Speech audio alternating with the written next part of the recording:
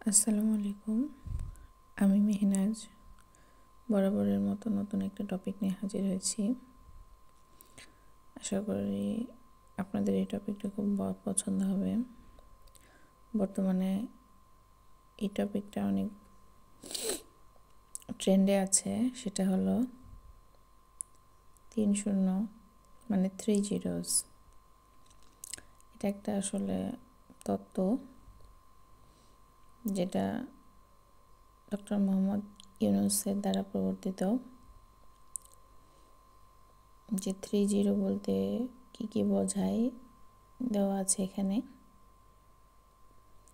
প্রথম যে কথাটা, 3-0 বা 3-0 তত্ত্ব একটি সামাজিক ও অর্থনৈতিক দৃষ্টিভঙ্গি যা জলবায়ু পরিবর্তনের বিরূপ প্রভাব মোকাবেলা করে নতুন বিশ্ব গড়তে সাহায্য করবে।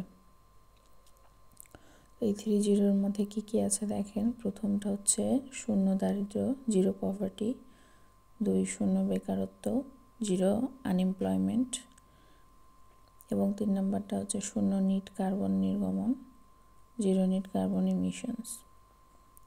এই হলো 3-0-র মূল কথা। তো এই পাশে আরও আছে, আপনারা পড়েন। আসলে টেকসই উন্নয়নের জন্য এই 3-0 ধারণাটা ডক্টর মোহাম্মদ ইউনূস প্রবর্তন করেছেন। শেষের একটা লাইন না বললেই নয়, সেটা হলো দেখেন, অন্যান্য দেশে মানুষ কত সচেতন, আশা করি আমাদের দেশেও হবে। যে লাস্টের এই কথাটা, বিশ্বজুড়ে অন্তত 4,600টি 3-0 ক্লাব রয়েছে, যার সবগুলোই প্রফেসর ইউনূসের নতুন সভ্যতার রূপে অনুপ্রাণিত।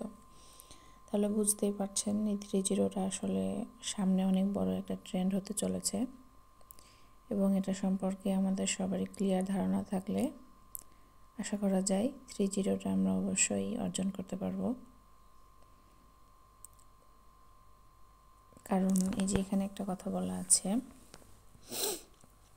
বাংলাদেশ 2030 সালের মধ্যে এসডিজি অর্জনে বদ্ধপরিকর।